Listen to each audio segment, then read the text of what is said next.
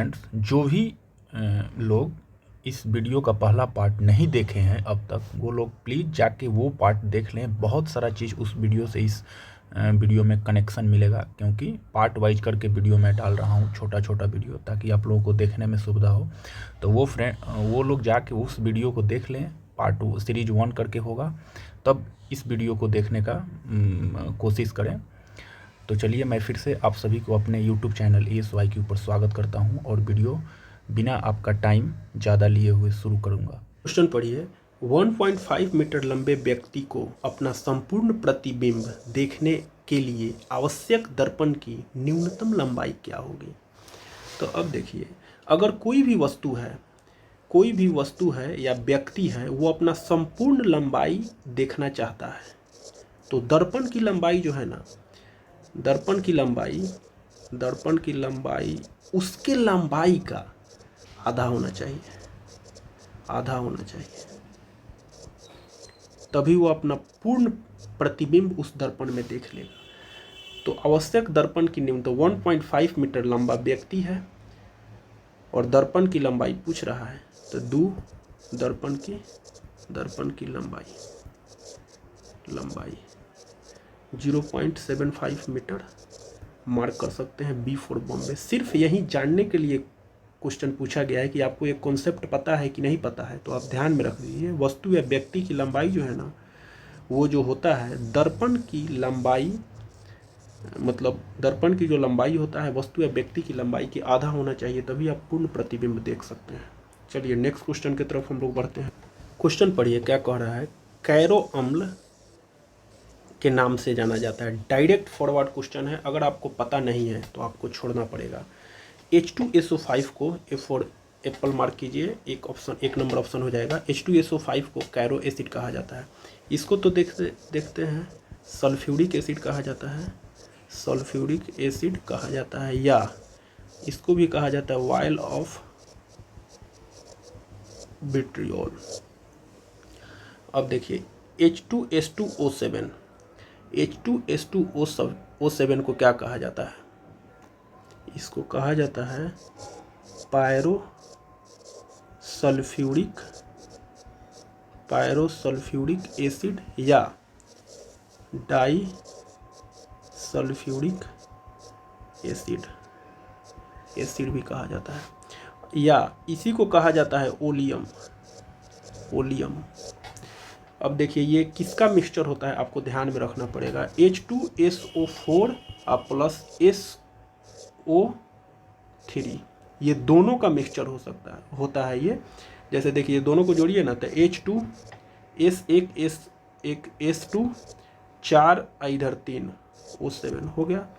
तो इसको pyrosulphuric acid या डाई सल्फ्यूरिक एसिड या ओलियम भी कहा जाता है। जो एग्जाम में पूछा जाता है ओलियम किसका मिक्सचर है, तो आपको ध्यान में रखना पड़ेगा H2SO4 और SO3 का। अब एक ऑप्शन बच गया, कलर चेंज कर लेते हैं, अच्छा लगेगा। H2S2O8, इसको कहा जाता है, जानते हैं क्या? पर ऑक्सी डाई सल्फ्यूरिक एसिड। तो ध्यान में रखिए, H2S2O7 को कैरो एसिड कहा जाता है। डायरेक्ट क्वेश्चन है, पूछा गया है प्रीवियस ईयर, आपको ध्यान में रहेगा तो मार्क करना पड़ेगा, नहीं तो तुक्का मारिएगा। तुक्का सही हुआ तो हुआ, नहीं तो मुंह बना के एग्जाम से आना पड़ेगा। H2SO4 को सल्फ्यूरिक एसिड या वायल ऑफ विट्रियोल, H2S2O7 को ओलियम पायरोसल्फ्यूरिक एसिड या डाई सल्फ्यूरिक एसिड भी कहा जाता है। इसका मिक्सचर होता है H2SO4, मतलब सल्फ्यूरिक एसिड में जब SO3 मिला दिया जाता है तो ओलियम का स्वरूप ले लेता है। चलिए नेक्स्ट क्वेश्चन की तरफ बढ़ते हैं हम। क्वेश्चन पढ़िए, भूरा कोयला के नाम से जाना जाता है। तो आप सबसे पहले आंसर मार्क कर लीजिए। भूरा कोयला जो है ना, लिग्नाइट को कहा जाता है। हो गया। अब देखिए, कोयला जो है ना, कोयला मेनली जो है ना 4 प्रकार के हो जाता है। एंथ्रासाइट,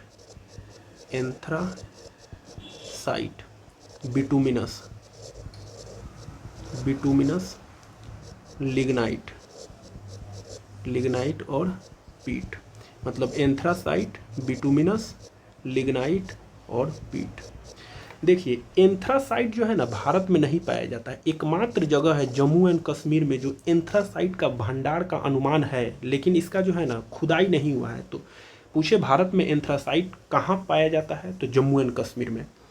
बिटुमिनस, लिग्नाइट और पिट, लिग्नाइट को ही भूरा कोयला का नाम दिया जाता है। अब देखिए क्वालिटी वाइज कौन कोयला का क्वालिटी सबसे बढ़िया होता है, तो इस वाइज जो है ना सबसे बढ़िया क्वालिटी वाला कोयला एंथ्रासाइट को माना जाता है। उसके बाद बिटुमिनस को, उसके बाद लिग्नाइट को, और सबसे घटिया कोयला जो है ना पिट को बोला जाता है।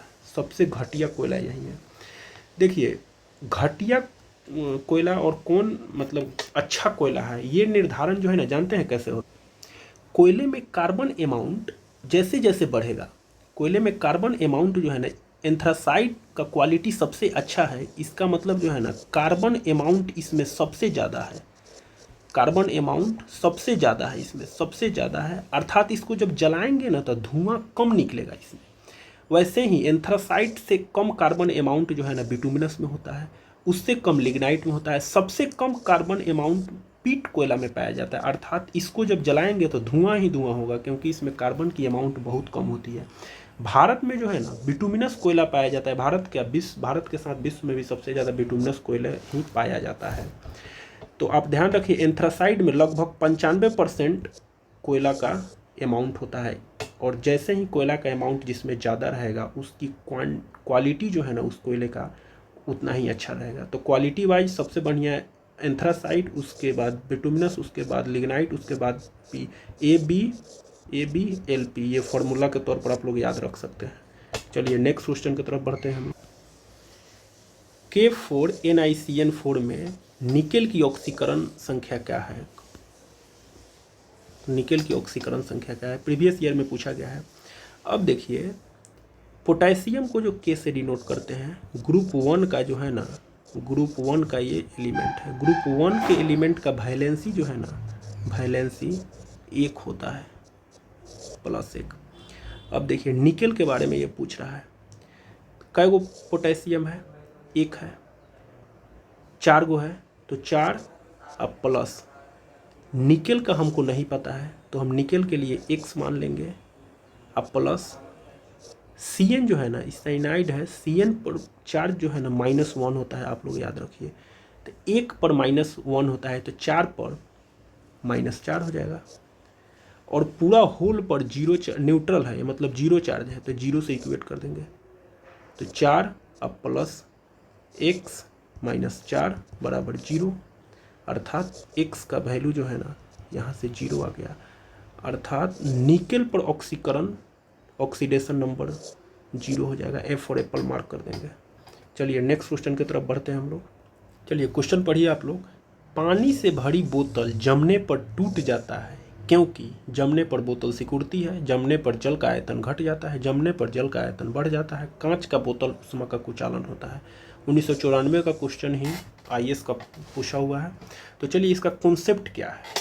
सबसे पहले देखिए पानी का घनत्व, पानी का घनत्व क्या होता है, 1 ग्राम पर सेंटीमीटर क्यूब होता है। बर्फ़ का घनत्व जो है ना, बर्फ़ का घनत्व जो है 0.9 ग्राम पर सेंटीमीटर क्यूब। मतलब पानी का घनत्व जो है ना, पानी का डेंसिटी ज़्यादा होता है बर्फ़ के डेंसिटी से। आप लोग ये कॉन्सेप्ट क्लियर कर लीजिए। अब देखिए डेंसिटी होता क्या है। डेंसिटी जो है ना मास बटा वॉल्यूम, मास बटा वॉल्यूम। इसको आप लोग कैसे लिख सकते हैं, वॉल्यूम इक्वल टू मास बटा डेंसिटी, ऐसे भी तो इसको लिख सकते हैं। चलिए कलम का कलर चेंज कर लेते हैं। अब देखिए किसी बोतल में जो है ना, यहाँ पे बोतल है, बोतल हम बना देते हैं, ड्राइंग बहुत ख़राब है, आप लोग बुरा नहीं मानिएगा। 2 बोतल हम ले लेते हैं और इसमें लाल पानी जो है ना, नहीं लाल पानी नहीं, मतलब पानी इसमें भर देते हैं। इसमें चलिए पानी है इसमें, मतलब H2O है, तो H2O है, पानी है, मतलब इसका डेंसिटी 1 है, और ये बर्फ़ में बदल गया, मतलब कन्वर्ट हो गया, यहाँ पे बर्फ़ में आ गया, मतलब इसका डेंसिटी जो है ना 0.9 है, 1 से कम आ गया। अब देखिए, बर्फ़ जब पानी था तो डेंसिटी 1 था, और जब बर्फ़ हो गया तो डेंसिटी 0.9 हो गया, डेंसिटी कम हो गया। तो डेंसिटी जब कम होगा, जब हर यहाँ पे डिनोमिनेटर कम होगा, तो ये होल अमाउंट ज़्यादा हो जाएगा कि नहीं। मान लीजिए आप 5 में 2 से भाग दे रहे हैं, 5 में 3 से भाग दे रहे हैं, तो जितना आएगा फिर दोबारा हम 5 में 2 से भाग देंगे तो ये ज़्यादा आ जाएगा ना, ये ज़्यादा आ जाएगा। वैसे ही पहले मेरा डिनोमिनेटर था 1, अब डिनोमिनेटर 1 से कम आ गया, अर्थात वॉल्यूम बढ़ गया, तो आयतन बढ़ गया, आयतन बढ़ गया। तो आयतन जब बढ़ जाता है ना, तो यही जो है ना बोतल फट जाता है। वहीं अब क्वेश्चन में ऑप्शन पढ़िए, जमने पर बोतल सिकुड़ जाती है। बोतल क्यों सिकुड़ेगा भाई, ऑप्शन गलत हो गया। जमने पर जल का आयतन घट जाता है, क्यों घटेगा भाई, घटेगा नहीं, ये भी गलत हो गया। जमने पर जल का आयतन बढ़ जाता है, तो हाँ, जमने पर जल का आयतन बढ़ जाएगा। सी फॉर चाइना आंसर मार्क कीजिएगा। कांच का बोतल उष्मा का कुचालक होता है, इसमें सुचालक कुचालक का कॉन्सेप्ट है ही नहीं। आप लोग नोट कर लीजिए, इसको मैं फिर से हटा दे रहा हूँ क्योंकि स्पेस है नहीं।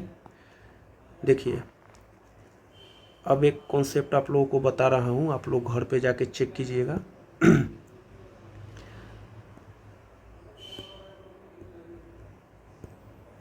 आपको प्रैक्टिकल करना है। एक पानी के बोतल ले लेना है, पानी का बोतल ले लेना है, और उसमें पूरा पानी जो है ना भर देना है, पूरा पानी भर देना है, पूरा पानी भर देना है। और उसमें से आधा, मतलब थोड़ा सा पानी इसमें पी लेना है, और तब इसको फ्रीजर में, फ्रीज होगा, इसको फ्रीजर में रख देना है, फ्रीजर में रख। जब आप बाद में इसे निकालिएगा, जब ये बर्फ़ बन जाएगा, तो देखिएगा कि ये वाला स्पेस जो है ना ऑक्यूपाई हो जाएगा। उतना ही पानी पिए होंगे जितना मतलब आयतन बढ़ने पर ये ऑक्यूपाई होगा तो होगा, नहीं तो पूरा एकदम अंदर ही पूरा एकदम उसको पकड़ लेगा, उस प्रकार से हो जाएगा। आप लोग ठंडा थम्सअप पीते हैं, थम्सअप पीते हैं, या जो भी है स्प्राइट पीते हैं, माजा लेते हैं, जो भी आप करते हैं वो हटाइए। तो उसके जब बोतलवा के ऊपर देखिएगा ना, बोतलवा के ऊपर देखिएगा तो हल्का सा स्पेस जो है ना पूरा भरा हुआ नहीं रहता है, यहाँ पे खुला हुआ रहता है, स्पेस खाली रहता है। क्यों जानते हैं, क्योंकि लिक्विड फॉर्म में वो रहता है, मतलब ठंडा जो हम लोग पीते हैं लिक्विड फॉर्म में रहता है, इसीलिए स्पेस छोड़ दिया जाता है कि मान लीजिए कि ये जम गया, तो लिक्विड का डेंसिटी जो है ना, ये जैसे ही बर्फ़ में कन्वर्ट होगा तो उसका डेंसिटी कम हो जाएगा। और जब डेंसिटी जो है ना कम होगा, मास बाई वॉल्यूम होता है, वॉल्यूम बराबर क्या हो जाएगा, मास बाई डेंसिटी। जैसे ही डेंसिटी कम होगा, आयतन इसका बढ़ जाएगा, तो आयतन बढ़ जाएगा तो ज़्यादा से ज़्यादा ये जो स्पेस खाली है ना उसी को ऑक्यूपाई कर पाएगा। नहीं तो अगर पूरा भर दिया रहता, भरा हुआ रहता, कंपनी अगर पूरा भर के देता, उसके बाद अगर जम जाता वो लिक्विड, तब तो ये बोतल का ढक्कन फाड़ के या निकल जाता बाहर। इसीलिए ये वाला स्पेस खाली रख दिया जाता है। चलिए अगले क्वेश्चन की तरफ हम लोग बढ़ते हैं। क्वेश्चन पढ़िए, किसी झूला पर बैठा आदमी खड़ा हो जाता है तो झूले का आवर्तकाल पर क्या प्रभाव पड़ेगा। सबसे पहले आवर्तकाल जो है ना, आवर्तकाल को टाइम पीरियड कहा जाता है। ये जो है ना होता है 2π√L/g। याद रखिए, आवर्तकाल वस्तु या व्यक्ति के द्रव्यमान से स्वतंत्र होता है। द्रव्यमान बढ़ाने या घटाने से आवर्तकाल पर कोई फर्क नहीं पड़ता है, क्योंकि देख लीजिए फॉर्मूला में कोई भी द्रव्यमान है नहीं, तो द्रव्यमान से स्वतंत्र होता है। एक हो गई। अब देखिए, ये होता है g और ये होता है l। l जो है ना प्रभावी लंबाई होता है, प्रभावी लंबाई, अर्थात यह जो है ना सेंटर से मेजर किया जाता है, जहाँ पे पूरा बॉडी का मास केंद्रित होता है ना, वहीं से मेजर किया जाता है। लगभग ये सेंटर से मेजर किया जाता है, आप इतना ध्यान रखिए। अब देखिए, कोई झूला है, कोई मान लीजिए झूला है, इस पर एक जो है ना बउवा बैठल है, बउवा बैठल है, बैठ गया। अब देखिए, अब ये झूला पर ये दोबारा जो है ना, ये मान लीजिए बउवा खड़ा हो गया, ये खड़ा हो गया। अब देखिए, जब ये बैठा था तो इसका सेंटर ऑफ मास क्या है, नाभि है, न्यूक्लियस है, वहीं पे पूरा केंद्रित रहता है मास। तो नीचे था ना, तो यहाँ से जब यहाँ से इसका मेजर होगा प्रभावी लेंथ L1 मान लीजिए। अब ये खड़ा हो गया तो इसका जो है ना न्यूक्लियस ऊपर चला गया, यहाँ पे हो गया। तो अब ये झूला है, तो अब यहाँ से झूला तक L2। तो अब देखिए, L2 घट गया कि बढ़ गया, L2 जो है ना घट गया, तो टाइम पीरियड डायरेक्टली प्रोपोर्शनल लंबाई है। तो L2 जब घट गया तो टाइम पीरियड भी घट गया। तो टाइम पीरियड घट गया मतलब समझ रहे हैं, पहले जहाँ समय लगता था 2 घंटा, अब वो घट के लग रहा है 1 घंटा। अर्थात जो है ना आवर्तकाल घट मतलब लेंथ जैसे घटेगा तो आवर्तकाल घट जाएगा। तो आवर्तकाल पर ही प्रभाव पूछ रहा है। तो आवर्तकाल क्या हो जाएगा, घट जाएगा। B for Bombay answer mark कर देंगे। आवर्तकाल घटना मतलब समझते हैं, आवर्तकाल घटना मतलब झूला बहुत फास्ट हो गया, आवर्तकाल धीरे धीरे हो रहा है मतलब झूला जो है ना एकदम धीरे धीरे बढ़ गया। आवर्तकाल बढ़ेगा मतलब धीरे धीरे झूला झूलेगा। आवर्तकाल घट गया मतलब बहुत फास्ट झूला काम कर रहा है।